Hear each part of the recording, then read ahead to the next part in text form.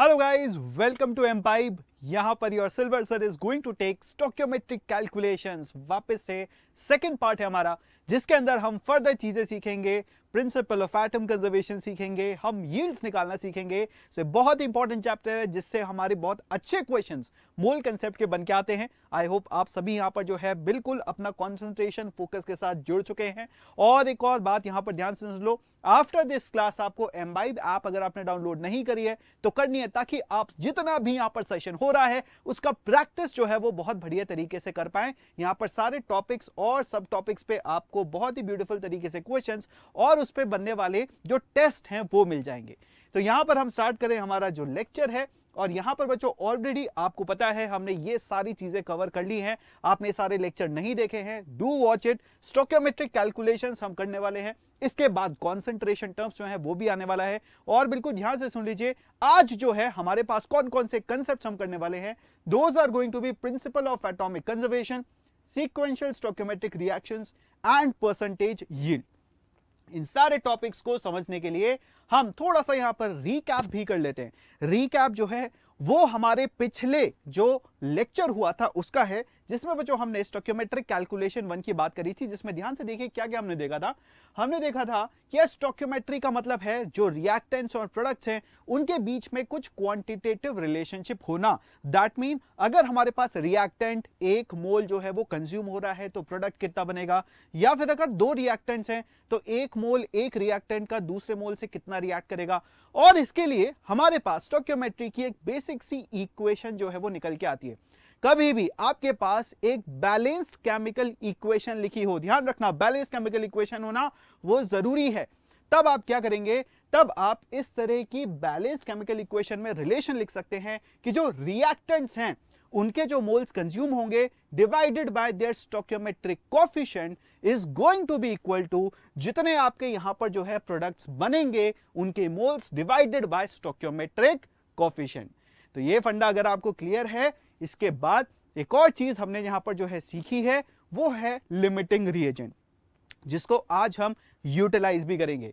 Limiting reagent का concept बहुत ही simple था कि भाई अगर सपोज हमारे पास यहां पर कैपिटल ए के ए मोल्स कंज्यूम होने हैं और कैपिटल बी के बी मोल्स कंज्यूम होने हैं, बट सपोज हमारे पास यहां पर बी के जो हैं B-1 मोल्स हैं। दैट मींस जितने होने चाहिए थे उससे कम मोल्स हैं। अगर हमारे पास एक रिएक्टेंट के जो है कम मोल्स हैं जितना कि रिक्वायर्ड है दूसरे रिएक्टेंट्स के लिए, तो फिर वो जो हमारे पास बी जैसा रिएक्टेंट है वो लिमिटिंग बन जाएगा। दैट मींस जो रिएक्शन है उसकी वजह से लिमिट हो जाएगी और वहां पर जो एक्सेस वाला जो आपका रिएजेंट है वो रिएक्शन के बाद बचा रह जाएगा। सो ये पूरा का पूरा हमारे पास बच्चों फंडा जो है लास्ट क्लास में हमने डिस्कस किया था। आई होप आपको यहां पर क्लियर हो गया है, क्योंकि अब यहां पर हम जो करने वाले हैं वो पीओएसी और यहां पर सीक्वेंशियल रिएक्शन की जब बात करेंगे तो थोड़ा बहुत इन चीजों को जो हम वापस आगे टच करेंगे।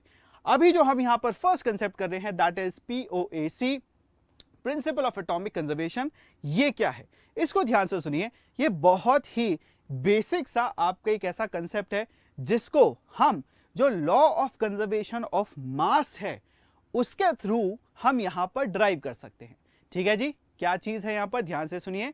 यहां पर प्रिंसिपल ऑफ एटॉमिक कंजर्वेशन बच्चों ये बोलता है कि जब भी हम यहां पर एटम्स की बात करते हैं तो उनका जो मास रिएक्टेंट साइड पे होता है वही आपको प्रोडक्ट साइड पे मिलना चाहिए। Isn't this a very simple statement? इस स्टेटमेंट को जो है बहुत ही ऑब्वियस सा स्टेटमेंट लेके चला जा सकता है कि जो आपका मास है वो कंजर्व जो है रहना चाहिए। या फिर हम ऐसा भी बोल सकते हैं कि भाई जो नंबर ऑफ एटम्स हैं जो रिएक्टेंट साइड पे आपको देखेंगे किसी एलिमेंट के, वही आपको प्रोडक्ट साइड पे देखेंगे। जिसको दिखाने के लिए एक बहुत ही बढ़िया सा आपके सामने विजुअल है, ध्यान से देखिए इसको। यहां पर बच्चों ये जो मैग्नीशियम है वो ऑक्सीजन के मॉलिक्यूल से रिएक्ट करके MgO बना रहा है। नाउ अगर हम सिर्फ मॉलिक्यूल की टर्म्स में बात करें तो हमें क्या दिखेगा कि भाई मैग्नीशियम के जितने हमारे पास एटम्स हैं उतने क्या होने चाहिए, मैग्नीशियम के एटम्स राइट हैंड साइड पे होने चाहिए in form of MgO। That means magnesium के यहां पर एटम्स कंजर्व होंगे। That is the principal of atom conservation. इसको हम मास की टर्म्स में बोले तो वो भी हम बोल सकते हैं कि जितना मास मैग्नीशियम का आपका लेफ्ट हैंड साइड पे होना चाहिए उतना ही आपका मैग्नीशियम का राइट हैंड साइड पे होना चाहिए।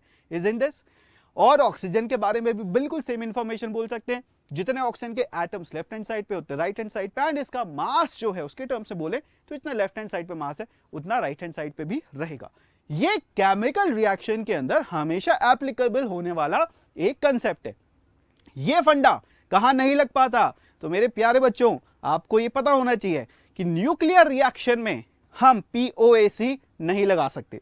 क्यों नहीं निकाल सकते भाई? क्योंकि न्यूक्लियर रिएक्शन के अंदर हम बोलते हैं कि एटम्स जो हैं वो ब्रेक डाउन होते हैं, और उस ब्रेक डाउन होने के वक्त आपका मास कंजर्व नहीं रह पाता, क्योंकि mass converts to energy by the reaction, और यहां पर E is equals to mc square उसकी इक्वेशन होती है। Isn't it?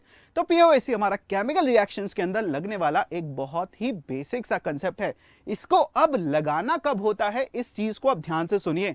इसको हम तब लगाएंगे प्राइमरीली जब हमारे पास एक अनबैलेंस्ड इक्वेशन हो, या अनबैलेंस्ड हमने जो है इक्वेशन कहीं पर हमें मिल रही है, वहां पर बहुत आसानी से पीओएसी लगा के आप जो है क्वेश्चन को सॉल्व कर सकते हैं।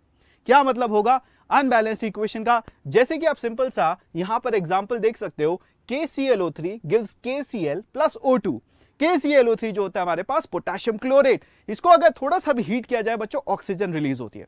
अब यहां पर इस इक्वेशन को हमने लिखा है, बट इसको अनबैलेंस्ड फॉर्म में लिखा है। आप देख सकते हो लेफ्ट साइड पे 3 ऑक्सीजन के एटम्स हैं, राइट साइड पे ऑक्सीजन के हमने सिर्फ 2 दिखाए हैं। बट क्या जब हमें रिएक्शन कराएंगे, जब हम रियलिटी के अंदर, जब एक लैब में हम KClO3 का सैंपल हीट करेंगे, तब क्या वहां पर जो है ऑक्सीजन आपका कंजर्व होगा? बिल्कुल कंजर्व होगा। रियलिटी में अगर आप कोई भी रिएक्शन करा रहे हैं, कहीं पर भी आप जो है अपने घर के अंदर जो है पटाखे फोड़ रहे हैं, या फिर लैब के अंदर जो है आप वहां पर रिएक्शन करा रहे हैं, तो एक बेसिक आइडिया रहता है कि रियलिटी में आपके एटम्स जो है वो कंजर्व होने वाले। तो अगर हम यहां पर KClO3 को हीट करके KCl प्लस O2 बनाते हैं, इस पॉइंट पे आप देख सकते हो कि हमारे पास 3 एलिमेंट्स हैं। तो पीओएसी हमारे पास तीनों एलिमेंट्स पे लग सकता है। जितने आपके रिएक्टेंट साइड पे पोटेशियम के एटम्स होने चाहिए या मास होने चाहिए, उतना रिएक्शन के बाद फाइनली आपको प्रोडक्ट में भी मिलने चाहिए। सेम चीज हम Cl पे भी बोल सकते हैं कि यार यहां पर अगर हमारे पास जितने एटम्स हैं उतने ही हमें यहां पर मिलने चाहिए, और ऑक्सीजन के बारे में भी सेम इंफॉर्मेशन जो है वो बोली जा सकती है। दिस इज पीओएसी, जो हर एक एलिमेंट पे अप्लाई हो सकता है इंडिपेंडेंटली, इंडिविजुअली, है ना? तो इंडिपेंडेंटली, इंडिविजुअली हम यहां पर इसको लिख सकते हैं। अब यहां पर ध्यान से देखिए कि यार हमारे पास जैसे KClO3 के अंदर जो पोटेशियम है, इसके ऊपर अगर पीओएसी लगाया जाए तो हम क्या बोल सकते हैं कि देखिए यहां पर KClO3 के अंदर जो हमारे पास एक इसका मॉलिक्यूल होगा, उसके अंदर एक हमारे पास पोटेशियम का एटम है, और राइट हैंड साइड पे हमें दिख रहा है कि पोटेशियम सिर्फ KCl जो है उस प्रोडक्ट के अंदर है। तो यहां पर जितने आपके KClO3 के नंबर ऑफ एटम्स होंगे, उतने ही नंबर ऑफ एटम्स आपको यहां पर KCl में मिलेंगे। और बच्चों आपको पता है कि जो नंबर ऑफ एटम्स हैं, अगर हम उसको एवोगाड्रो नंबर से डिवाइड कर दें तो हमारे पास नंबर ऑफ मोल्स आ जाते हैं, इजंट इट? तो अगर हम यहां पर नंबर ऑफ एटम्स को कंजर्व कर रहे हैं, तो ऑब्वियसली हम नंबर ऑफ मोल्स को भी कंजर्व कर सकते हैं, कि जितने मोल्स हमारे पास KClO3 के होंगे, और यहां पर 1:1 का रेशो है KClO3 और KCl के अंदर, तो उतने ही मोल्स आपको KCl के मिलने चाहिए। ध्यान रखना, नंबर ऑफ एटम्स के थ्रू हम ये चीज डिफाइन कर रहे हैं, इजंट इट? तो यहां पर देखिए आप, moles of KClO3 is equals to moles of KCl, ये आपका निकल के आ जाएगा। अगर आप इसको यहां पर इस फॉर्मूला के टर्म में लिखना चाहो, weight divided by molar weight, तो ये भी आप यहां पर लिख सकते हैं। एसेंशियली मोल्स जो हैं वो हमारे पास यहां पर कंजर्व हो रहे हैं। अब इस कंसेप्ट को कैसे अप्लाई किया जाता है क्वेश्चन के अंदर, क्योंकि जब तक क्वेश्चन नहीं लगाते हैं तब तक फील नहीं आता है अपने फिजिकल केमिस्ट्री। कैसे लगाते हैं इसको ध्यान से देखिए। इस क्वेश्चन में हम पीओएसी लगा के जो है सॉल्व करेंगे। क्वेश्चन में हमें क्या दिया गया है, 25.4 gram of iodine and 14.2 gram chlorine react to give a mixture of ICl and ICl3. How many moles of ICl and ICl3 are formed respectively? आपके पास यहां पर रिएक्टेंट गिवन है I2 और Cl2, आपके पास प्रोडक्ट गिवन है ICl और ICl3। आपसे पूछा गया है कि यार यहां पर हमारे पास ICl ICl3 कितने मोल्स इसके बनेंगे, कैसे इसको करते हैं। तो यहां पर सबसे पहले हम एक इक्वेशन जो है वो तो लिखेंगे बेसिक फॉर्म में, ये तो दिखाएंगे कि रिएक्टेंट और प्रोडक्ट कौन से हैं। रिएक्टेंट बच्चों हमें इस केस में क्या बोला गया है, वो बोला गया है I2, और जो हमारे पास क्लोरीन है उसको हम Cl2 लिखेंगे, बिकॉज जब भी हम बात करते हैं यहां पर इस तरीके से आयोडीन क्लोरीन, तो यहां पर हम लेके चलते हैं कि यार वो हमारे पास डाई एटॉमिक मॉलिक्यूल के फॉर्म में है। अब इससे बनने वाले जो प्रोडक्ट्स हैं वो हमारे पास है ICl प्लस ICl3। अगर आपने कभी भी इन कंपाउंड्स को नहीं देखा है तो आप ध्यान से देखिए, ये कहलाते हैं बच्चों इंटर हैलोजन कंपाउंड्स, ऐसे कंपाउंड्स जो कि हमारे पास दो किससे बने हो, हैलोजन से ही बने हो। इस केस में अब हम यहां पर सबसे पहले ये बोलेंगे कि यार हमारे पास आयोडीन के जितने भी एटम्स लेफ्ट हैंड साइड पे होंगे उतने बच्चों राइट हैंड साइड पे होने चाहिए। Cl के जितने भी हमारे पास लेफ्ट हैंड साइड पे हैं उतने राइट हैंड साइड पे रहने चाहिए, इजंट इट। ये हमारे पास बेसिक जो कंजर्वेशन है एटम्स को, उसके बेसिस पे हम बोल रहे हैं। एंड अब अगर हम इसके थ्रू ये सॉल्व करना चाहें तो कैसे करेंगे, ध्यान से देखो। सबसे पहले तो हम लिखेंगे I2 और Cl2। I2 25.4 ग्राम हमें गिवन है, ठीक है जी। क्या आपको इसका मोलर मास पता है, नहीं पता है तो उसको याद कर लो, बहुत जगह अप्लाई होता है। एक आयोडीन एटम का जो मास होता है वो होता है 127, इसलिए I2 का जो मास होगा वो हमारे पास कितना होगा, 254। दैट मींस बच्चों हमें यहां पर कितना गिवन है, यहां पर हमारे पास हो गया है 0.1 मोल्स। क्लोरीन की अगर हम बात करें तो क्लोरीन जो है वो हमारे पास कितना होता है, वो हमारे पास यहां पर 14.2 ग्राम जो है वो गिवन है। और इसका जो मोलर मास है क्या आपको पता है कितना होता है, क्लोरीन जो है बच्चों एक एटम का मास 35.5, दैट मींस क्लोरीन Cl2 का मास 71 मोलर मास आपका रहेगा। तो हम यहां पर क्या है, यहां पर हम मोल्स जो है वो निकालने वाले हैं। एंड मोल्स इस केस में आपके पास क्या निकल के आएगा, ये बच्चों हमारे पास हो जाएगा यहां पर 10 और ऊपर हो जाएगा आपके पास 2, दैट मींस 0.2 मोल जो है वो आपके पास यहां पर आ जाएंगे। सो हमारे पास जो आयोडीन है वो मॉलिक्यूलर फॉर्म में है, और मॉलिक्यूलर फॉर्म में उसके मोल्स आपके कितने हैं, 0.1 मोल। अब मुझे ये बताओ, क्या हम इससे एटम्स बच्चों निकाल सकते हैं कि भाई जो हमारे पास यहां पर आयोडीन है उसके एटम्स कितने होंगे। भाई हमारे पास एक मॉलिक्यूल के अंदर दो एटम्स हैं, दैट मींस हमारे पास 0.1 मोल के अंदर कितना हो जाएगा, 2 × 0.1, इतने मोल्स एटम्स के हो जाएंगे, इजंट इट। तो एटम्स के हमारे पास कितने हो गए बच्चों, 0.1। क्लोरीन की अगर बात करें तो क्लोरीन के हमारे पास यहां पर कितने दिए हुए हैं, क्लोरीन के 0.2 मोल है, बट वो क्लोरीन मॉलिक्यूल के हैं।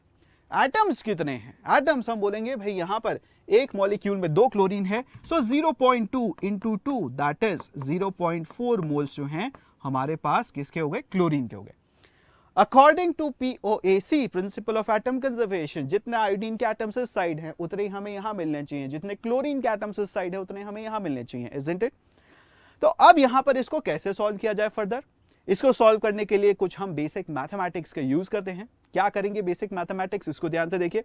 हम सपोज ये मानते हैं कि यार यहां पर जो मोल्स हैं ICl के मोल्स हमारे पास, हम अज्यूम करके चलते हैं कि सपोज हमारे पास X मोल्स जो हैं इसके बन रहे हैं, ठीक है, इसके हमारे पास X मोल्स जो हैं वो बन रहे हैं, और जो है हमारे पास यहां पर प्रोड्यूस्ड वो कितना हो गया, इसको सपोज हम Y मोल जो है वो बोल देते हैं। ICl3 हमारे पास Y मोल जो है वो क्रिएट हुआ है। नाउ अब प्रिंसिपल ऑफ एटम कंजर्वेशन अगर हमें लगाना है तो हम क्या बोलेंगे कि भाई जो हमारे पास राइट हैंड साइड पे आयोडीन के एटम्स हैं, ध्यान से देखिए वो कितने कितने हैं। आयोडीन के एटम्स जो हैं बच्चों वो हमारे पास हो गए, आयोडीन के एटम्स हमारे पास हो गए यहां पर X, ठीक है। जितने हमारे पास मोल्स हैं ICl के उतने हमारे पास आयोडीन के मोल्स होंगे यहां से, प्लस ICl3 के अंदर भी है, दैट मींस आयोडीन के एटम्स ICl3 के अंदर हमारे पास कितने होंगे, Y moles, isn't it, because यहां पर एक मॉलिक्यूल के अंदर एक आयोडीन एटम है, तो Y मोल्स के अंदर Y जो है मोल्स हमारे पास आयोडीन होंगे। क्या ये हमें बात यहां पर क्लियर हो जाती है। आयोडीन के ऊपर अभी हमने यहां पर ये देखा है कि एटम्स राइट हैंड साइड पे कितने होंगे। अगर हम क्लोरीन की भी बात करें तो क्लोरीन में जितने एटम्स हैं राइट हैंड साइड पे वो कितने होंगे, इसके x मोल्स के अंदर x मोल्स हमारे पास क्लोरीन हो गए। क्या ये बात हमारे पास क्लियर है कि नहीं है? x मोल्स क्लोरीन के यहां से मिलेंगे और यहां से हमें कितने मिल जाएंगे, यहां से हमें 3y जो है मिल जाएंगे। क्यों? बिकॉज इसके एक मॉलिक्यूल के अंदर हमारे पास 3 जो है क्लोरीन एटम है, तो हमारे पास यहां पर y मोल के अंदर 3y जो है एटम्स क्लोरीन के रहेंगे। बेसिक स्टोइकियोमेट्री हम यहां पर अप्लाई कर रहे हैं।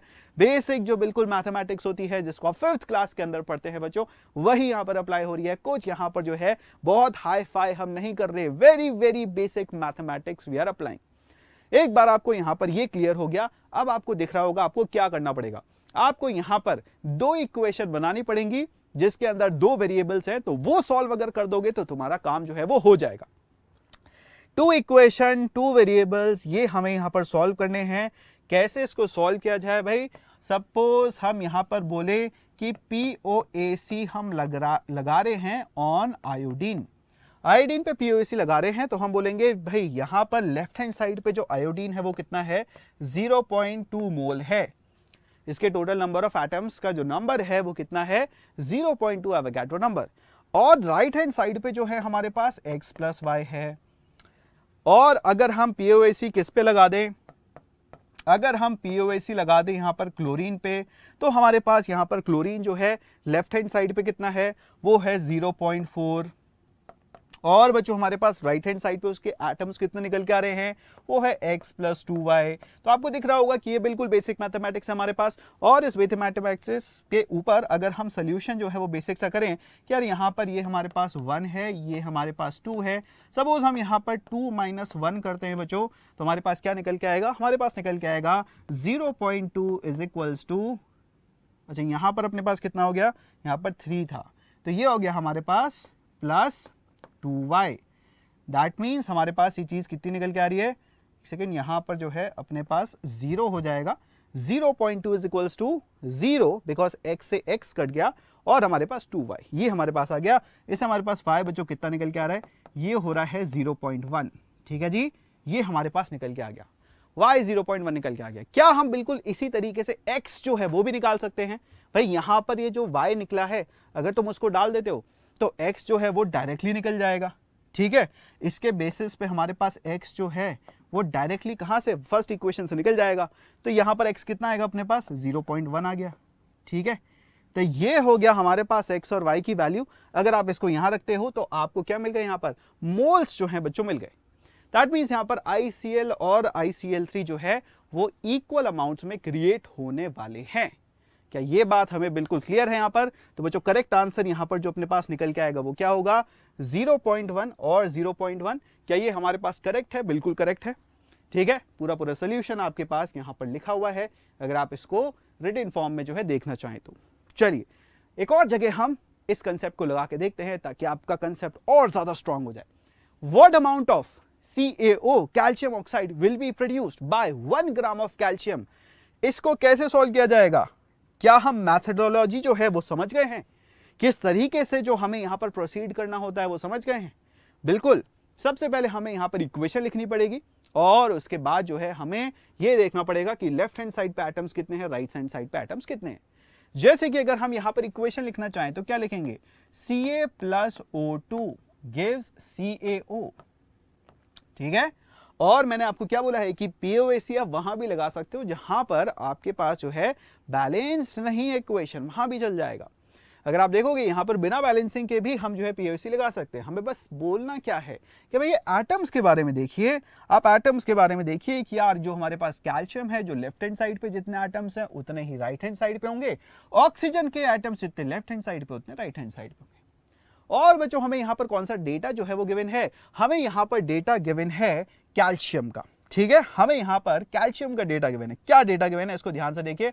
हमारे पास डेटा गिवन है कि यार ये हमारे पास 1 ग्राम है, बट ग्राम्स के फॉर्म में तो हम POAC नहीं लगाते। हम किसके फॉर्म में लगाते? हम लगाते हैं POAC in the form of number of atoms या number of moles of atoms, है ना। तो अगर हम यहां पर मोल्स लिखना चाहें, वो हम लिख सकते हैं कि नहीं लिख सकते? बिल्कुल लिख सकते हैं। बस आपको क्या पता होना चाहिए? कैल्शियम का मोलर वेट। या तो याद हो तो बहुत अच्छी बात है, नहीं तो आपको जनरली पेपर के लिए याद नहीं रखना पड़ता। बस आपको खुद से भी अगर थोड़ा सा मेहनत करके याद हो जाए तो अच्छी बात होगी। पेपर के अंदर जनरली आपके molar weights, atomic weights given रहते हैं। यहां पर जैसे कि हमने लिखा कि R40 ये कैल्शियम का मोलर वेट है। अब हम यहां पर क्या बोलेंगे कि देखिए, जितने आपके मोल्स हैं कैल्शियम के, उसको अगर एवोगाड्रो नंबर से मल्टीप्लाई कर देते तो एटम्स बन जाएंगे। नाउ हियर जितने कैल्शियम के यहां पर आपके एटम्स हैं उतने ही आपके कैल्शियम ऑक्साइड में मिलने चाहिए। और अगर आप देखेंगे तो कैल्शियम ऑक्साइड के एक मॉलिक्यूल के अंदर हम बोल सकते हैं कि यार कैल्शियम का एक एटम है। ठीक है जी। तो अगर हम यहां पर अब क्लियर करें, ठीक है, कि भाई यहां पर CaO जो है उसके मोल्स कितने बनने चाहिए, तो सिंपल सा बोल सकते हैं कि कैल्शियम के जितने भी हमारे पास एटम्स हैं उतने ही कैल्शियम ऑक्साइड में होने चाहिए। मोल्स के फॉर्म में अगर हम लिखें तो 1/40 should be equal to moles of calcium in calcium oxide. ठीक है जी। तो हमारे पास moles of calcium in calcium oxide हमारे पास 1/40 निकल के आ रहा है। और आप देख सकते हो कि यार यहां पर जो है बच्चों 1:1 का रेशियो है। एक मोल कैल्शियम के अंदर, कैल्शियम ऑक्साइड के अंदर एक मोल कैल्शियम है। That means this is also equal to moles of calcium oxide. ठीक है। तो इसके बेसिस पे हम बोल सकते हैं कि मोल्स ऑफ कैल्शियम ऑक्साइड हमारे पास कितने हो गए? 1/40 हो गए। अब हमें क्वेश्चन के अंदर पूछा गया है कि आप यहां पर ही बता दीजिए कि कैल्शियम ऑक्साइड कितना प्रोड्यूस होगा, बट आपको आंसर्स किसमें गिवन है? ग्राम्स के अंदर गिवन है। तो भैया क्या करेंगे? हमारे पास मोल कंसेप्ट का बेसिक एप्लीकेशन क्या है? बेसिक एप्लीकेशन कि आपके पास अगर मोल्स हैं किसी कंपाउंड के, उसको मल्टीप्लाई कर दीजिए मोलर वेट से, तो आपके पास वहां पर उसका मास आ जाएगा। ठीक है जी। तो यहां पर अगर हमारे पास मास हमें निकालना है, so mass of calcium oxide, ये हमारे पास कितना हो जाएगा? This is going to be molar mass. ठीक है, ये हमारे पास कितना हो जाएगा? Molar mass multiplied by moles. और मोलर मास क्या हम कैल्शियम ऑक्साइड का लिख सकते हैं? बिल्कुल लिख सकते हैं। That is going to be what? Calcium का 40 और ऑक्सीजन का 16 मल्टीप्लाइड बाय मोल्स जो हैं हमारे पास कितने हो जाएंगे? ये हमारे पास हो गए 1/40। तो हमारे पास बच्चों सिंपल सा 56/40 है सॉल्व करने के लिए। अगर आप इसको सॉल्व करेंगे तो आपके पास कितना आ जाता है? 1.4 जो है आ जाता है। ये आपके पास ग्राम्स के अंदर कैल्शियम ऑक्साइड जो बनेगा वो आ गया। क्या हमारे पास करेक्ट आंसर आ रहा है कि नहीं आ रहा है? बिल्कुल करेक्ट आंसर जो है 1.4 हमारे पास निकल के आता है। बिल्कुल फंडा क्लियर हो गया। अब आपको POAC का कैसे आपको ये अप्लाई करना है। आप इसको किसी भी एटम पे अप्लाई कर सकते हैं। लेफ्ट हैंड साइड पे जो एलिमेंट है, राइट हैंड साइड पे जो एलिमेंट है, उनके नंबर ऑफ एटम सेम होंगे, इसमें कोई डाउट नहीं है। ठीक है जी। चलिए एक और क्वेश्चन। और यहां पर जो हमने लास्ट क्लास के अंदर बच्चों फंडा पढ़ा है लिमिटिंग रिएजेंट का, वो भी यहां पर आ रहा है। लिमिटिंग रिएजेंट हमारे पास क्या होता है, क्या आपको याद है? लिमिटिंग रिएजेंट एक ऐसी चीज है जो कि रिएक्शन के अंदर हमारे पास लेफ्ट हैंड साइड पे होती है, बट जितनी रिक्वायर्ड है उससे कम होती है। अगर हमारे पास दो रिएजेंट हैं, एक का अमाउंट जितना रिक्वायर्ड उससे कम है, तो उसको लिमिटिंग रिएजेंट बोला जाता है। जैसे कि अगर हम यहां पर देखें, हमें गिवन है equal weights of zinc and iodine, they are mixed together and I2 is completely converted to ZnI2. ठीक है। What fraction by weight of original zinc remains unreacted? भाई आपको लैंग्वेज के अंदर ही जो है सब कुछ लिखा हुआ है। यहां पर ध्यान से देखिए क्या लिखा हुआ है। आपको ये लिखा हुआ है कि भाई हमारे पास जिंक और आयोडीन है जो कि रिएक्शन करके हमारे पास क्या क्रिएट कर रहे हैं बच्चों? यहां पर हमारे पास क्रिएट कर रहे हैं ZnI2। वेरी वेल, हमें सब कुछ गिवन है, जिंक भी गिवन है, हमें I2 भी लिखा हुआ है, हमें प्रोडक्ट भी लिखा हुआ है, ZnI2 बन रहा है। हमें ये बोला गया है कि यार इनके वेट्स जो हैं वो इक्वल हैं। अगर मास की टर्म्स में बात करी जाए तो मास हमारे पास x ग्राम है और x ग्राम है, इक्वल मास है जो कि रिएक्ट कर रहा है। बट हमें यह भी दिया हुआ है कि भाई जो क्वेश्चन है उसके अंदर हमें यह भी गिवन है कि आपका यहां पर आयोडीन जो है वो तो कंप्लीटली कन्वर्ट हो जाता है ZnI2 में, वो तो कंप्लीटली कन्वर्ट हो गया। बट जिंक जो है उसमें से कुछ अमाउंट आपका रिएक्शन के बाद बचा रह गया, वो अनरिएक्टेड है। वो क्या है हमारे पास? अनरिएक्टेड है। दैट मीन्स बच्चों यहां पर जो मास है आपका जिंक कुछ ना कुछ बचा हुआ है और आपसे पूछा जा रहा है कि जो जिंक बचा हुआ है उसका फ्रैक्शन बता दीजिए कितना होगा। क्या हम इसको सॉल्व कर सकते हैं? हमने अभी अभी जो कंसेप्ट्स पढ़े हैं उसके बेसिस पे क्या इसको सॉल्व किया जा सकता है? बिल्कुल किया जा सकता है। कैसे सॉल्व करेंगे कि भाई देखिए, हमारे पास आयोडीन जो है बच्चों यहां पर कंजर्व्ड है, जिंक जो है वो कंजर्व्ड है। ओनली थिंग इज कि ये चीज हम किसकी टर्म्स में बात करते हैं? मोल्स की टर्म्स में बात करते हैं, नंबर ऑफ एटम्स की टर्म्स में बात करते हैं। तो जब हम यहां पर नंबर ऑफ एटम्स या मोल्स ऑफ एटम्स लिखेंगे किसके से, जिंक और आयोडीन के, तो उसको हमें कैसे लिखना पड़ेगा? सबसे पहले हम यहां पर इसके मोल्स जो हैं वो लिख लेते हैं। मोल्स लिखने के लिए हम क्या करेंगे? जो भी मास गिवन है उसको डिवाइड कर देंगे किस से? मोलर मास से। जिंक के केस में जो एटॉमिक मास है वही आपका मोलर मास है। आयोडीन के केस में क्या हो जाएगा भाई? आयोडीन के केस में हमारे पास ये हो जाएगा 254, बिकॉज एक एटम का मास कितना है? 127। ठीक है, वेरी वेल। ये हो गए हमारे पास मोल्स ऑफ आयोडीन। अगर हम यहां पर एटम्स की बात करें तो एटम्स के कितने मोल्स होंगे? एटम्स के कितने मोल होंगे? देखिए, जिंक जो है वो एक मोनो एटॉमिक स्पीशी की तरह हम लेके चल रहे हैं, तो यहां पर इसके एटम्स उतने ही रहेंगे। बट जिंक के बच्चों हमारे पास कितने हैं? जिंक के हमारे पास एटम्स हैं x डिवाइडेड बाय 254। ठीक है, 2 into x divide by 254, because एक मॉलिक्यूल में 2 एटम्स हैं, तो जितने भी आयोडीन के मोल हैं उतने एटम्स आपके पास यहां पर 2 टाइम्स हो गए। अब हुआ क्या कि भाई ये तो हमारे पास इनिशियल कंडीशन हो गई। ये बच्चों हमारे पास क्या है? इनिशियल कंडीशन है, मतलब रिएक्शन से पहले वाली। रिएक्शन के अंदर क्या हुआ? रिएक्शन के बाद हमें फाइनली क्या मिला? रिएक्शन के बाद हम लिखेंगे फाइनली कि यार हमारे पास यहां पर आयोडीन के जो हैं वो तो कंप्लीटली कंज्यूम हो गए एटम्स, क्या बनाने के अंदर? ZnI2 के अंदर। अगर हम बेसिक सा POAC लगाएं तो यहां पर जितने एटम्स हैं आयोडीन के उतने ही हमें यहां मिलने चाहिए, which is 2 into x divided by 254। पर ध्यान से देखिए, यहां पर ये एटम्स आयोडीन के, अगर हम मोल्स की बात करें तो मोल्स बच्चों हमारे पास कितने हो जाएंगे? ZnI2 के मोल्स हमारे पास कितने हो जाएंगे? एक ZnI2 में 2 आयोडीन है, तो हमारे पास अगर टोटल इतने आयोडीन है तो दैट मीन्स हमारे पास इतने ZnI2 के मोल्स हो जाएंगे। ठीक है, तो यहां पर हमने फाइनली क्या लिख लिए?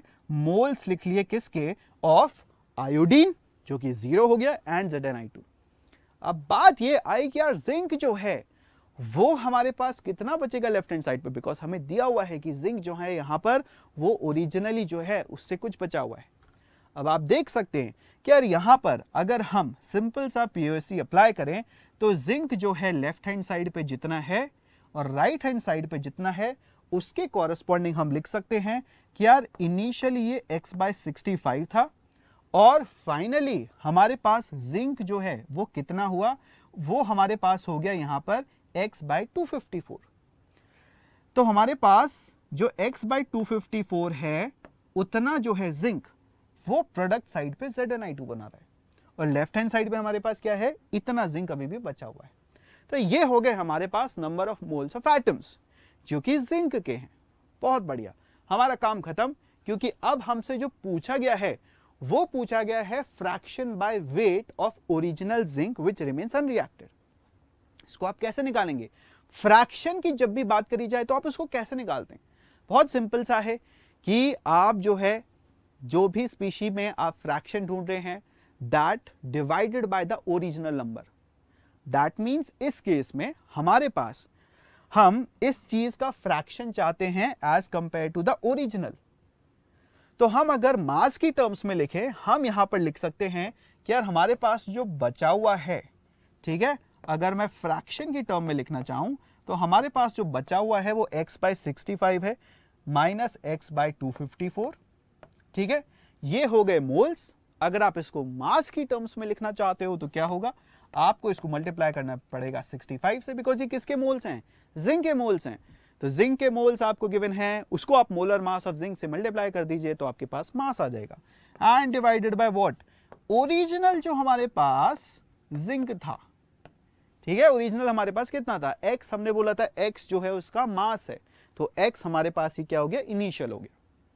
यही फ्रैक्शन जो है हमें निकालना है। अगर आप कैलकुलेशन इसको करते हैं तो आई थिंक जो आपके पास यहां पर कैलकुलेशन से आना चाहिए बच्चों वो आपका कितना हो जाएगा, वो अप्रोक्सीमेटली आपका 0.74 जो है वो हो जाता है। कैलकुलेशन जो है वो मैं आपको दिखा देता हूं, इसके अंदर क्या निकल के आती है। फाइनल कैलकुलेशन जो है बच्चों वो हमारे पास इस केस में 0.74 निकल के आती है। ठीक है जी, ये हमारे पास हो गया इस केस का फाइनल आंसर। ठीक है, इस केस का फाइनल आंसर हमारे पास कितना हो गया, 0.74। बस हमें ये फ्रैक्शन ही निकालना था। हमें क्या निकालना था, दैट्स इट, फ्रैक्शन ही हमको निकालना था। यहां पर जो है इसके आगे आपसे नहीं पूछा है, फ्रैक्शन एक यूनिटलेस क्वांटिटी है, आपको सिर्फ यहां पर यूनिटलेस फ्रैक्शन निकालना था, and that is comes to 0.74। बहुत बढ़िया। पीओसी के बारे में हमने जो है यहाँ पर बहुत बढ़िया बढ़िया क्वेश्चन जो है करके सीख लिया है कि प्रिंसिपल ऑफ एटॉमिक कंजर्वेशन जो है वो हमारे पास क्या होता है। Now let's come to the sequential stoichiometric reactions. Sequential stoichiometric reaction जो हमारे पास होती है वो क्या होती है, इसको समझना हमारे लिए एडवांस टाइप के क्वेश्चंस करने के लिए बहुत जरूरी है। ठीक है, एडवांस के क्वेश्चन करने के लिए हमारे पास यहां पर समझना जरूरी है कि सीक्वेंशियल स्टोइकियोमेट्रिक रिएक्शंस क्या होती है। क्योंकि जब भी हम बच्चों अच्छे क्वेश्चंस की बात करते हैं तो उसमें सिर्फ एक ही चीज नहीं होती है, इसमें एक ही रिएक्शन नहीं होती देखने के लिए, तो क्या होता है, मल्टीपल रिएक्शंस होती हैं। मल्टीपल रिएक्शंस आपकी सीक्वेंस में लिखी होती हैं और आपको उनको जो है सबको एक साथ जो है देख के समझना पड़ता है कि यार आपसे जो क्वेश्चन पूछा गया है उसमें क्या आप जो है कैलकुलेशन करोगे। तो आप कैसे करते हैं यहाँ पर मल्टीपल चीजों को, ध्यान से देखिए। सपोज मैं आपको एग्जाम्पल दूं कि यार हमारे पास a plus B goes to C plus D, and इसी के साथ मैं आपको एक और इक्वेशन दे दूं c plus E goes to F plus G. यहां पर हो क्या रहा है बच्चों कि आपकी एक रिएक्शन हो रही है पहली वाली और एक रिएक्शन हो रही है ये। बट यहां पर इंपॉर्टेंट चीज है समझने की कि जो आपके पास यहां पर ये C बन रहा है फर्स्ट रिएक्शन में, वही वाला C उतना ही अमाउंट, क्या बोल रहा हूं मैं, उतना ही अमाउंट C का जा रहा है यहां पर, और वहां पर वो एक रिएक्टेंट का काम कर रहा है। ऐसी रिएक्शंस जिसके अंदर साइमल्टेनियसली आपकी दो या दो से ज्यादा रिएक्शन हो और एक रिएक्शन का प्रोडक्ट दूसरी रिएक्शन में रिएक्टेंट का काम कर रहा हो, ऐसी रिएक्शंस को हम बोलते हैं sequential stoichiometric reactions. The sequential reaction consists of linked reaction in which product of the first reaction becomes the substrate of the second reaction. ये हो गया बच्चों हमारे पास एक बेसिक फंडामेंटल आइडिया कि सीक्वेंशियल रिएक्शन क्या होती है। अब देखिए, सीक्वेंशियल रिएक्शन जब सॉल्व करने के लिए आपके पास आए तो उसके अंदर ऐसा नहीं है कि कुछ नए फॉर्मूले इंट्रोड्यूस करने पड़ते हैं। आपके पास जो फंडे हैं, जो फॉर्मूले हैं, वो वही रहेंगे जो आपने एक सिंगल इक्वेशन को सॉल्व करते हुए यूज करे हैं। बस आपको यहां पर प्रेजेंस ऑफ माइंड थोड़ा ज्यादा दिखाना पड़ता है। आपको यहां पर प्रेजेंस ऑफ माइंड दिखाना पड़ता है कि आपसे जो पूछा गया है कि आप उसको पूरा पूरा समझ रहे हैं और क्या पूरा पूरा समझ के सॉल्व कर पा रहे हैं। पूरा पूरा समझने का क्या मतलब है, इस क्वेश्चन के थ्रू हम यहां समझ लेते हैं, फंडा एकदम क्लियर हो जाएगा, क्रिस्टल क्लियर। ठीक है जी, चलो। So how many litres of phosphine PH3, PH3 एक गैस है, आपसे पूछा गया है कितना लीटर बनेगी eight STP from 30 grams of calcium by use of following sequence of equations। आपके पास यहां पर दो इक्वेशन दी गई हैं, बोला गया है कि ये सीक्वेंस ऑफ इक्वेशंस हैं। आपसे पूछा गया है कि अगर यहां पर 30 ग्राम कैल्शियम है तो फाइनली जो PH3 बनेगा वो कितना बनेगा। आपको यहां पर प्रेजेंस ऑफ माइंड दिखाना है, आपको समझना है कि क्वेश्चन जो फ्रेम किया गया है उसके अंदर सीक्वेंशियल रिएक्शन गिवन है, और आपको सीक्वेंशियल रिएक्शन के अंदर यह ध्यान रखना है कि भाई आपके पास पहली रिएक्शन का जो यहां पर प्रोडक्ट है उतना ही अमाउंट आपको सेकेंड रिएक्शन के अंदर एज अ रिएक्टेंट यूज करना है। क्या मतलब है सर इसका, इसको करके देखो तो यहां पर बात जो है वो एकदम क्लियर हो जाएगी। हम बोल रहे हैं कि कैल्शियम जो है वो हमारे पास यहां पर कितना है भाई, 30 ग्राम है। अगर 30 ग्राम आपको गिवन है बच्चों, आपको पता है कि यार जब भी आपके पास कुछ भी दिया हो मोल्स मास के अंदर, तो आपको उसको मोल्स के अंदर जो है वो कन्वर्ट करना ही पड़ेगा, बिकॉज आपका जितना भी प्रिंसिपल्स हैं, मोल्स कंजर्वेशन, एटॉमिक कंजर्वेशन, सब मोल्स पे ही काम करते हैं। ठीक है जी। तो यहां पर बोला जा रहा है कि यार कैल्शियम जो है वो अपने CA3P2 दे रहा है। आप देख सकते हो कि यार यहाँ पर ये 30 ग्राम गिवन है, ठीक है जी, ये यहाँ पर आपका 30 ग्राम गिवन है, ये मास है, तो आप इसको मोल्स में कन्वर्ट करेंगे। मोल्स में सर कैसे कन्वर्ट करेंगे? मोल्स में हम कन्वर्ट करेंगे by dividing it by 40। Calcium का मोलर मास 40 होता है। अब अकॉर्डिंग टू स्टोइकियोमेट्री, क्या आपको स्टोइकियोमेट्री बच्चों याद है? यहाँ पर स्टोइकियोमेट्री की एक बेसिक इक्वेशन जो हमने आज रिकैप भी करी थी कि भाई हमारे पास कभी भी ऐसी इक्वेशन जो है वो लिखी हो, इसके अंदर हम क्या बोल सकते हैं कि जो हमारे पास रिएक्टेंट यहाँ पर रिएक्ट कर रहा है उसका amount, that is moles of Ca divided by 3 would be equal to जो यहाँ पर आपका प्रोडक्ट बन रहा है moles of Ca3P2 divided by 1। ठीक है, ये 3 और 1 क्या है आपके पास? स्टोइकियोमेट्रिक कोएफिशिएंट, ये 3 और 1। तो इससे आप देख सकते हो कि मोल्स ऑफ कैल्शियम जितने भी आप कंज्यूम कर रहे हो डिवाइडेड बाय 3, वही आपके moles of Ca3P2 divided by 1 बनेंगे। तो इस केस में हमारे पास मोल्स जो हैं बच्चों वो कितने हुए? वो हो गए हमारे पास 30/40। तो 30/40 को अगर हम यहां पर डिवाइड कर रहे हैं किससे? उसको हम डिवाइड कर रहे हैं 1/3 से। ये बच्चों हमारे पास क्या हो गए? Moles of Ca3P2। अब यही Ca3P2, यही कैल्शियम फॉस्फाइड जो हमारे पास क्रिएट हो रहा है पहली रिएक्शन के अंदर, उसका जितना अमाउंट क्रिएट हो रहा है वही क्या होगा आपकी सेकेंड रिएक्शन के लिए? वो आपका होगा रिएक्टेंट।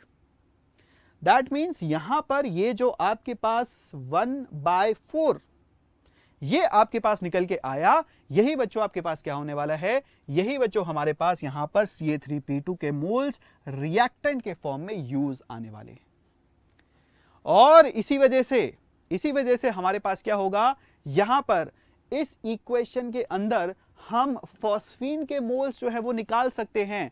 अगर हम यहां पर Ca3P2 जो है और PH3 इस पे स्टोइकियोमेट्रिक बैलेंसिंग लगा दें तो हम यहां पर जो है इसके अंदर क्या निकाल सकते हैं? इसके अंदर फाइनली PH3 कितना बनेगा वो निकाल सकते हैं। ठीक है जी, दैट मीन्स अब हम यहां पर वापस से इक्वेशन लिख देते हैं। Ca3P2 plus 6HCl gives 2PH3 plus 3CaCl2। और इस केस में अगर अब हम यहां पर लिखते हैं कि भाई हमारे पास, ये ध्यान से देखिए कितना कट क्या रहा है? 1/4। हम यहां पर लिखेंगे Ca3P2 1/4। इतने मोल्स जो हैं हमारे पास यहां पर Ca3P2 है जो कि पहली इक्वेशन से बन के आया है। उसके कॉरेस्पॉन्डिंग PH3 जो है वो हमें मिलना चाहिए। ठीक है, हम यहां पर स्टोइकियोमेट्रिक अगर कैलकुलेशन लगाएं तो क्या बोलेंगे कि भाई Ca3P2 के जितने मोल्स हमारे पास यहां पर कंज्यूम हुए, moles of Ca3P2 divided by what 1 is equals to moles of PH3 जो हमारे पास यहां पर क्या होंगे? क्रिएट होंगे डिवाइडेड बाय 2। क्या ये फंडा हमें क्लियर है? यस, बिल्कुल क्लियर है। तो बस आप यहां पर वैल्यू डाल दीजिए। आपके पास यहां पर वैल्यू है 1/4, यहां पर आपके पास मोल्स हो जाएंगे। तो नीचे से 2 जो है हम यहां पर मल्टीप्लीकेशन में लेके आ गए हैं, तो ये हमारे पास हो जाएंगे moles of PH3। That means बच्चों हमारे पास ये कितना निकल के आया? मोल्स ऑफ PH3 1/2 मोल निकल के आया। ठीक है, ये हमारे पास कितने निकल के आया? ये हमारे पास हो गया मोल्स 1/2, दैट मीन्स 0.5। पर कहानी अभी बाकी है। क्यों? बिकॉज आपसे क्वेश्चन के अंदर मोल्स नहीं पूछे हैं। आपसे क्वेश्चन के अंदर मोल्स नहीं पूछे हैं PH3 के, आपसे पूछा गया है यहां पर लीटर्स ऑफ फॉस्फीन गैस। और ध्यान रखिए litres of phosphine gas, gas के ऊपर ही हम जो है ये वाला फंडा लगाते हैं कि अगर STP पे हमें मोल्स पता है तो हम वॉल्यूम्स निकाल सकते हैं। कैसे निकालते हैं? सिंपल सा है, हमने सीखा है मोल कंसेप्ट के अंदर मोल्स वॉल्यूम्स का कन्वर्जन। एक मोल कोई भी गैस STP पे होती है 22.4 लीटर। हमें कितना गिवन है? 0.5, दैट मीन्स आधा मोल। तो कितने लीटर्स बन जाएंगे हमारे पास? Litres of phosphine. ठीक है, litres of phosphine PH3 should be equal to 0.5 multiplied by 22.4, मतलब हमारे पास 11.2 लीटर जो है वो निकल के आ रहा है फाइनल आंसर। क्या ये आंसर हमारे पास करेक्ट है? तो हम हमारे स्मार्ट बोर्ड से पूछ लेते हैं, एम्बाइब से पूछ लेते हैं, बिल्कुल सही आंसर है। सारी सीक्वेंशियल इक्वेशन जो है वो बस हमें यहां पर बच्चों अप्लाई करनी है ताकि हमारा जो है यहां पर फंडा किसका लग जाए, सीक्वेंशियल इक्वेशन का जो है लग जाए। इसी के बेसिस पे आपके पास एक और क्वेश्चन है जो मैं चाहता हूं आप किसके फॉर्म में करें, आप इसको होमवर्क के फॉर्म में करें। बिकॉज जब तक आप अपने हाथ से ये सब नहीं करेंगे कैलकुलेशन, तब तक आप ये नहीं सीख पाएंगे कि यार फंडों को कैसे अप्लाई करना है। जेईई एंड नीट दोनों एग्जाम जो हैं आपके किसी ओरिएंटेड होते हैं, सारे कॉम्पिटिटिव एग्जाम ओरिएंटेड होते हैं एप्लीकेशन बेसिस पे कि आप अप्लाई कर पा रहे हैं कि नहीं। रट के फायदा नहीं होगा, फिजिकल केमिस्ट्री है मेरे भाई, रट के फायदा नहीं होगा। बिल्कुल वैसा ही क्वेश्चन है जैसा हमने अभी सॉल्व करा है, तो आपको कंसेप्ट जो है वही लगाना है जो अभी तक हम यूज कर रहे थे। यहां पर आपसे sulphur trioxide that is SO3 जो है कितना प्रिपेयर होगा वो पूछा है, जब आपको यहां पर एसिड गिवन है। अगेन सीक्वेंशियल रिएक्शन है, एसिड से बच्चों SO2 बन रहा है और SO2 से SO3 बनेगा। इसका आंसर क्या होने वाला है वो मैं आपको यहां पर फॉर फ्रैक्शन ऑफ सेकंड दिखा देता हूं। आप चाहें तो उसको जो है क्वेश्चन सॉल्व करने के बाद यूज कर लिएगा कि भाई यहां पर अपने पास ये आंसर होने वाला है। ठीक है जी, ये हो गया हमारे पास सीक्वेंशियल रिएक्शन का कंसेप्ट भी बिल्कुल क्लियर। थर्ड कंसेप्ट जो आज हम पढ़ने वाले हैं वो क्या होने वाला है, वो है हमारे पास परसेंटेज यील्ड। पहले प्रोनाउंस करना सीख लो, यील्ड। ठीक है, परसेंटेज यील्ड क्या होता है जरा यील्ड वर्ड जो है अगर नहीं सुना है तो सबसे पहले इसको एक्सप्लेन करना पड़ेगा, तो ही तुम्हें जो है यहां पर फंडा क्लियर होगा। यील्ड जो होता है बच्चों हमारे पास ये एक सिंपल सा इंग्लिश का वर्ड है जो कि हमें एक्सप्लेन करता है कि कोई चीज कितनी बनी। हमारे पास अगर कोई चीज बननी है, कुछ प्रोडक्ट आना है, तो वो कितना बना, दैट इज यील्ड। सपोज हम जो है यहां पर एक बेसिक सी इक्वेशन जो है वो यूज करना चाहें, हम POAC के बेसिस पे सपोज ये बोलना चाहें कि देखिए आपके पास यहां पर H2 जो है वो ऑक्सीजन से रिएक्ट करके H2O देता है। ठीक है, अगर आप बैलेंस लिखना चाहो तो आप इसको बैलेंस फॉर्म में भी लिख सकते हो, कोई दिक्कत नहीं है। हम यहां पर बेसिक स्टोइकियोमेट्री जो है अगर वो अप्लाई करते हैं तो बच्चों यहां पर आप बताइए कि अगर H2 जो है उसको मैं 0.1 मोल लेके चल रहा हूं और ये इस रिएक्शन में कंप्लीटली कंज्यूम हो जाए तो H2O कितना बनना चाहिए भाई, कितना बनेगा हमारे पास H2O यहां पर। वेल सिंपल सा आंसर है H2 के जितने हमारे पास मोल्स ऑफ एटम्स हैं उतने ही राइट हैंड साइड पे हमारे पास होने चाहिए। या फिर अगर आप मोल्स के थ्रू देखना चाहो तो एक मोल H2 से एक मोल H2 बनता है। दैट मीन्स हमारे पास यहां पर 0.1 से 0.1 H2 जो है वो बनना चाहिए after reaction is complete. Suppose पहले इनिशियली हमारे पास कुछ नहीं था और 0.1 बनना चाहिए। तो हमने बेस्ड ऑन द रिएक्शन हमने एक स्टोइकियोमेट्रिक कैलकुलेशन करी और स्टोइकियोमेट्रिक कैलकुलेशन के ऊपर हमने बोला, इस स्टोइकियोमेट्रिक कैलकुलेशन के ऊपर हमने बोला कि हमारे पास यील्ड जो है वाटर की, यील्ड जो है H2O की वो 0.1 मोल होनी चाहिए। This is the yield. But ये तो बच्चों हमने कैलकुलेशन करके निकाला है ना, तो कैलकुलेशन जो है वो हमारा एक थ्योरेटिकल कंसेप्ट है। हम जब एक्चुअली लैब में जाके सपोज ये रिएक्शन कराएं तो हमारे पास जो यील्ड होगी और जो हम यहां पर लिख रहे हैं यील्ड, उसमें डिफरेंस हो सकता है। हम यहां पर जो लिख रहे हैं वो कैलकुलेशन के बेसिस पे लिख रहे हैं। कैलकुलेशन के बेसिस पे हम यहां पर जो लिख रहे हैं उसको बोला जाएगा थ्योरेटिकल यील्ड। इसको बोला जाएगा क्या, थ्योरेटिकल यील्ड। हम ऐसा मानते हैं बेस्ड ऑन कैलकुलेशन कि अगर आप H2 0.1 मोल यूज करते हैं तो आपको जो H2O प्रोडक्ट है वो 0.1 मोल मिल जाना चाहिए। ये हो गया थ्योरेटिकल यील्ड कि कितना आपको प्रोडक्ट मिलना चाहिए। बट रियलिटी में क्या होता है, जब आप लैब में जाके इस तरह की जो रिएक्शंस हैं उसको कैरी आउट करते हैं तो बहुत तरह के वहां पर वेरिएबल्स इन्वॉल्व होते हैं। क्या वेरिएबल्स इन्वॉल्व होते हैं सर? भाई जैसे हम ये सोचते हैं कि यार हम जो है अगर बाहर जाएंगे और वहां पर कोई रेस्टोरेंट में खाना खाएंगे तो हमें अच्छा लगेगा, हमें खुशी होगी। ठीक है, तो हम थ्योरेटिकली सोचते हैं बात कि रेस्टोरेंट में खाना खाने से हमें अच्छा लगेगा, बट हो सकता है जब आप बाहर जाओ तो आपका जो खाना है वो अच्छे से कुक ना हुआ हो, वो आपका जो है खाना जितना आप सोच रहे थे उससे कम मिल जाए आपको। तो रियलिटी जो है उसके अंदर बहुत सारे वेरिएबल्स हो गए। दैट मीन्स एक्चुअली जब आप जाके रेस्टोरेंट में खाना खाओगे और जो आप सोच रहे हो कि आपको मिलेगा उसमें डिफरेंस हो सकता है ना, हो सकता है कि नहीं हो सकता है। वही चीज बच्चों में रिएक्शंस में देखने को मिलती है। थ्योरेटिकली हम कुछ भी कैलकुलेट कर लें, रियलिटी के अंदर बहुत सारे वेरिएबल्स होते हैं, जैसे किसी रिएक्शन के अंदर सही टेम्परेचर है कि नहीं है, किसी रिएक्शन के अंदर कैटलिस्ट का यूज है कि नहीं है, अगर आप यहां पर इलेक्ट्रिसिटी का यूज कर रहे हो तो सही वोल्टेज है कि नहीं है रिएक्शन कराने के लिए। There can be very variables जिसकी वजह से जो एक्चुअल आपकी यील्ड है, रियलिटी में जो आपको प्रोडक्ट मिलेगा वो उतना नहीं मिल सकता है जितना मिलना चाहिए था। इन रियलिटी आपको जो है, in reality that means actual yield, जो आपका actual yield है, ठीक है, that may be less than और equal to, हो सकता है आपका जितना theoretical आप मान रहे हो उतना पूरा पूरा आपको मिल जाए, ठीक है, बट हो सकता है ना मिले। सो इन रियलिटी जो actual yield होती है that may be less than equal to theoretical yield। इसी को बच्चों हम यहां पर यील्ड का टर्म का डिस्क्रिप्शन बोलते हैं। अब actual yield divided by theoretical yield into 100, इसको बोला जाता है परसेंटेज यील्ड, कि आपका यहां पर कितना मिला है रियलिटी में।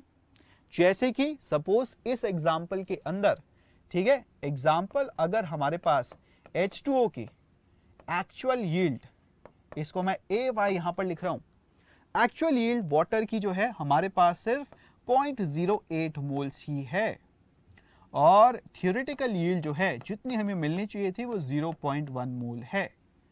तो हम यहां पर परसेंटेज यील्ड जो है वो डिफाइन कर सकते हैं। कैसे? हम यहां पर लिखेंगे कि भैया जो एक्चुअल यील्ड है डिवाइडेड बाय जो थियोरेटिकल यील्ड है इनटू 100 अगर कर देंगे, दैट मीन्स 80% हमें यहां पर मिलेगा। फंडा क्लियर है? बात समझ में आई? रियलिटी के अंदर कुछ भी हो सकता है, तो रियलिटी में क्या है, ठीक है, और थ्योरेटिकली क्या है, उसको हमने आज बच्चों यहां पर डिस्क्राइब करा है। स्टोकियोमेट्री तो हमारे पास सारा का सारा थ्योरेटिकल कंसेप्ट है, stoichiometry is a theoretical concept. Reality में क्या होता है उसको आज हमने यहां पर रिलेट करने की कोशिश की है। कैसे इसको रियलिटी के अंदर हमें जो है क्वेश्चंस में अप्लाई करना होता है ये भी बता दो सर। कैसे हमारे पास क्वेश्चंस जो है लिखे हुए आते हैं इस चीज के, let's look at that. Question से फंडा क्लियर हो जाता है। जैसे हमारे पास ये वाला क्वेश्चन है, सपोज हमें यहां पर बोला गया है कि यार एक सिल्वर जो है उसका सैंपल है 27 ग्राम का और उसको एक्सेस सल्फर से रिएक्ट कराया गया है, और जो प्रोडक्ट हमारे पास that is Ag2S, then 25 gram of silver sulphide was collected.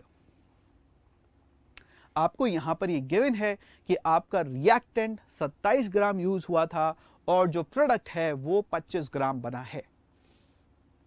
आपसे पूछा गया है थ्योरेटिकल यील्ड, एक्चुअल यील्ड और परसेंटेज यील्ड क्या होगी। वेरी वेल बच्चों, यहां पर ये जो तीन टर्म्स हैं अभी हमने इसको डिस्क्राइब करा। अब जब ये क्वेश्चन गिवन है तो क्या आप यहां पर ये पकड़ सकते हो कि भाई यहां पर जो 25 ग्राम है, जो 25 ग्राम है बच्चों, ये क्या होगा? क्या आप जो है अपने खुद के दिमाग से ये सोच पा रहे हो अब कि यार यहां पर सर हमें प्रोडक्ट जो है ना वो लिखा गया है 25 ग्राम है, ठीक है, आप इस 25 ग्राम को क्या बोलोगे? क्या आप इसको थियोरेटिकल यील्ड बोलोगे या आप इसको एक्चुअल यील्ड बोलोगे? आप इसको चाहे मोल्स की टर्म्स में भी कन्वर्ट कर सकते हो, दैट इज ऑल्सो फाइन। मास की टर्म्स में है, that is also fine. But आपको ये सोचना है कि यार ये 25 ग्राम जो गिवन है वो क्या गिवन है।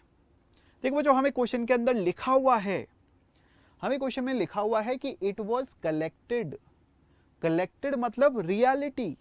रियलिटी के अंदर जो हमें यहां पर Ag2S मिला, जो हमने कलेक्ट किया वो 25 ग्राम था। तो if this is reality then this 25 gram is what? Actual yield. Reality जो है, जो एक्चुअली आपको लैब में मिल रहा है वही आपकी क्या है? एक्चुअल यील्ड है। तो हमें क्वेश्चन के अंदर डायरेक्टली गिवन है कि एक्चुअल यील्ड जो है अपने प्रोडक्ट की Ag2S सिल्वर सल्फाइड की वो कितना है, वो 25 ग्राम है।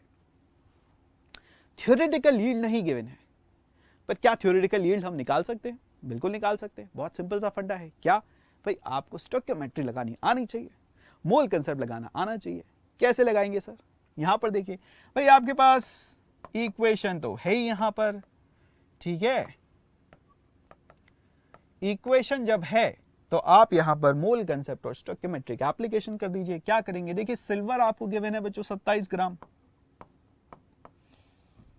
ठीक है। सिल्वर Ag, सिल्वर सर ही आपको पढ़ा रहे हैं, ठीक है। तो 27 ग्राम जो है वो आपको यहां पर सिल्वर ग्राम है। अब मोल्स की अगर यहां पर बात करें तो मोल्स कितना हो जाएगा भाई? वो हो जाएगा हमारे पास 27 डिवाइडेड बाय सिल्वर का जो आपके पास ये होगा वो कितना हो जाता है बच्चों? वो हमारे पास जो है मोलर वेट ऑफ सिल्वर, ठीक है, 108 होता है। वैसे तो हम इसको लिख नहीं रहे बिकॉज हम यहां पर गिवन नहीं है, बट हम जो है आगे इसको यूज करेंगे। और यहां पर ये आपके मोल्स हो गए सिल्वर के, ठीक है। Now look at this, according to stoichiometry जितने भी मोल्स आपके सिल्वर के कंज्यूम होंगे, ठीक है, उसके कॉरेस्पॉन्डिंग थ्योरेटिकली Ag2S कितना बनना चाहिए? वेल वी विल से कि भाई moles of Ag2S, moles of Ag consumed divided by 2 is equals to moles of Ag2S formed, ठीक है। क्या हम ये लिख सकते हैं? यही है हमारे पास स्टोइकियोमेट्री की बेसिक इक्वेशन जो हम हर जगह अप्लाई करते हैं। हर जगह हम इसी इक्वेशन को अप्लाई करते आ रहे हैं और कुछ नहीं अप्लाई कर रहे हैं। Moles of Ag consume divided by 2 is equals to moles of Ag2S formed. और इसके बेसिस पे हम क्या लिख सकते हैं भाई? मोल्स ऑफ Ag2S फॉर्म कितने हो गए? 27 divided by molar weight of Ag, ठीक है, विच इज योर 108 इनटू 1/2, ठीक है। इतने हो गए मोल्स ऑफ Ag2S फॉर्म्ड। और हमें यहां पर जो यील्ड है बच्चों, थ्योरेटिकल यील्ड और एक्चुअल यील्ड, ये सब ग्राम्स के अंदर गिवन है। तो क्या हम इसको ग्राम्स में लिख सकते हैं? अगेन मोलर वेट वाली बात है, अगर आपको मोलर वेट पता है तो आप ये सब कर सकते हो। सो दैट मीन्स हमारे पास यहां पर जो मास ऑफ Ag2S फॉर्म्ड है, ठीक है, वो क्या हो जाएगा? वो हो जाएगा moles of Ag2S, moles of Ag2S जो हम यहां से निकाल रहे हैं, ठीक है। और इसको किससे मल्टीप्लाई करना है? Molar weight of Ag2S। This will give us what बच्चों? This will give us actual, जो this will give us theoretical yield, जो हम थ्योरेटिकली सोच रहे हैं कि यार यहां पर बनना चाहिए। और अगर हम देखें यहां पर कैलकुलेशन क्या होगी, बस अगर आप यहां पर मोलर वेट ऑफ Ag डाल दो और मोलर वेट ऑफ Ag2S डाल दो तो आपकी कैलकुलेशन यहां पर बहुत आराम से आ जाएगी। लेट मी शो यू यहां पर क्या आपकी कैलकुलेशन आती है। कैलकुलेशन जो है वो मैंने आपके लिए अलग से यहां पर जो है साफ साफ लिखी हुई है ताकि आपको बिल्कुल क्लियर हो जाए। ध्यान से देखिए, मोलर मास ऑफ Ag जो है बच्चों वो आपके पास 108 होता है, मोलर मास ऑफ Ag2S 248 होता है। अगर आप इसको डालते हैं तो आपको क्या मिलता है? यहां पर आपको यहां पर मिलता है कि भाई मोलर मास ऑफ Ag अगर हमारे पास है 108 और हमारे पास मोलर मास ऑफ Ag2S है 248, अगर हम उसको इक्वेशन में डाल देते हैं हमारे पास यहां पर 31 ग्राम जो है Ag2S ये बनना चाहिए था थ्योरेटिकली। बट बना कितना? रियलिटी में कितना बना? सिर्फ हमारे पास 25 ग्राम जो है वही जो है बना है। सो बच्चों ये हो गया हमारे पास एक्चुअल यील्ड, ये हो गया हमारे पास थ्योरेटिकल यील्ड। परसेंटेज यील्ड अगर हमें निकालना है तो 25 divided by 31 into 100, that means 81% ये हमारे पास आंसर निकल के आता है। ठीक है जी, बिल्कुल क्लियर है। परसेंटेज यील्ड क्या है, एक्चुअल यील्ड क्या है एंड थ्योरेटिकल यील्ड क्या है, ये सारे के सारे कंसेप्ट एक ही क्वेश्चन में हमने बिल्कुल क्लियर तरीके से सीख लिए हैं। तो मजा आया है तो आप यहां पर इस लेक्चर को जरूर लाइक कर दीजिए, सब्सक्राइब कर दीजिए चैनल को, ताकि आपके इस तरह के लेक्चर्स कभी मिस ना हो। आज जो भी हमने पढ़ा है उसको जल्दी से समराइज कर लेते हैं। पीओएसी में जो हमने सीखा है कि भाई मास ऑफ एलिमेंट्स किसी भी रिएक्टेंट साइड पे जिसके हो उतने ही आपके एटम्स के जो मास है वो प्रोडक्ट साइड पे होना चाहिए। हमने यहाँ पर सीक्वेंशियल रिएक्शन की बात करी है। दैट मीन्स एक रिएक्शन से दूसरी रिएक्शन अगर लिंक हो रही है तो आपका जो एक प्रोडक्ट है पहले वाली रिएक्शन में वही दूसरी वाली रिएक्शन में रिएक्टेंट का काम कर सकता है। और परसेंटेज यील्ड जो है बच्चों हमने सीखा कि दैट इज जो आपके पास एक्चुअल यील्ड बनी है divided by theoretical yield into 100। तो आज का जो हमारा स्टोइकियोमेट्री का पार्ट था वो यहाँ पर कंप्लीट होता है। स्टोइकियोमेट्री 1, स्टोइकियोमेट्री 2 दो लेक्चर्स के अंदर हमने कंप्लीट करा है। दोनों को देख लेना बहुत ध्यान से ताकि आप फिर कभी इस तरह के कोई भी क्वेश्चन में ना अटको। तो आज के लिए बच्चों हम यहाँ पर ख़त्म कर रहे हैं और आप ध्यान रखिएगा कि आप जो है इसके बाद क्या करें, आप यहाँ पर जो है एम्बाइब की ऐप जो है उसको डाउनलोड कर लें और उस पर जाके जो भी हमने आज पढ़ा है उसके क्वेश्चंस ज़रूर अटेम्प्ट कर लें। बिकॉज जितना आप क्वेश्चंस करेंगे उतना आपको जो है क्लैरिटी मिलेगी। और आज का जो होमवर्क क्वेश्चन है उसको भी खुद के हाथ से ज़रूर ट्राई करिएगा। आज के लिए हम यहाँ पर एंड कर रहे हैं। This is your silver sir. Bye everyone.